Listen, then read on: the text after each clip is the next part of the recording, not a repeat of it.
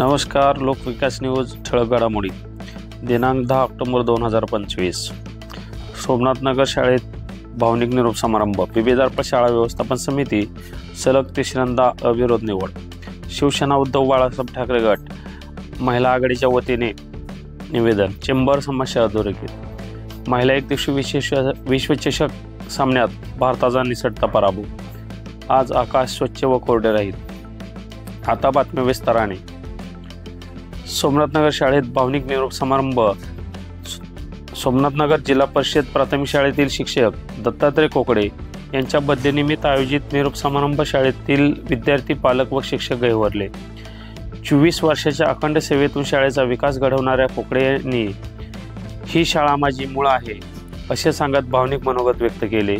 गट शिक्षणाधिकारी बापूराव जामदार साहेब यांनी सरांच्या कार्याचे कौतुक करत अशा उपक्रमशील शिक्षकांची सध्या समाजाला गरज आहे असे गौरवोद्गार काढले.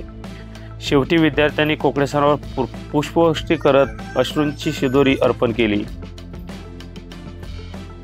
बिबिदारपळ जिल्हा परिषद आदर्श प्राथमिक शाळा शालेय व्यवस्थापन समिती पुनर्गठन पार पडली. अध्यक्षपदी सलग तिसऱ्यांदा सोमशंकर शिवाजी घोंगडे यांची अविरोध निवड करण्यात आली, तर 2 नंबर शाळेसाठी समाधान पाटील यांची निवड करण्यात आली. CSR फंडातून स्मार्ट TV, सोलर सिस्टीम, आरो पाणी, कॉम्प्युटर व खेळाचे मैदान यासारख्या सुविधा उपलब्ध करून शाळेला आदर्श बनवल्याबद्दल सर्वांनी त्यांचे कौतुक केले. घोंगडे यांनी आपल्या मनोगतात शाळेला अजून उंचीवर नेण्याचा माझा संकल्प आहे असे सांगितले. शिवसेना उद्धव बाळासाहेब ठाकरे महिला आघाडीच्या वतीने चेंबर समस्येसंदर्भात हद्दवड भागातील प्रभाग क्रमांक 20 मध्ये दीक्षित नगर व धनलक्ष्मी नगर येथील चेंबर संदर्भात शहर प्रमुख मीनल दास यांनी महानगरपालिका उपायुक्त तैमूर मुलानी यांना निवेदन देण्यात आले. सांडपाणी रस्त्यावर वाहत असल्यामुळे नागरिकांना आरोग्य व वाहतूक समस्यांचा सामना करावा लागत असल्याचे सांगण्यात आले. मीनल दास यांनी समस्या न सुटल्यास तीव्र आंदोलन छेडले जाईल असा इशारा देखील दिला.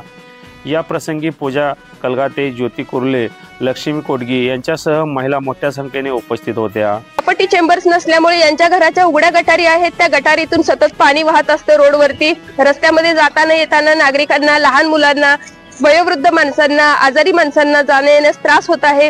त्या पाण्यात न जाण्या येण्यामुळे पाय घसरून कुणी पडत आहेत. अपघातांचं प्रमाण वाढलेलं आहे. त्यानंतर सतत दुर्गंधी पसरते.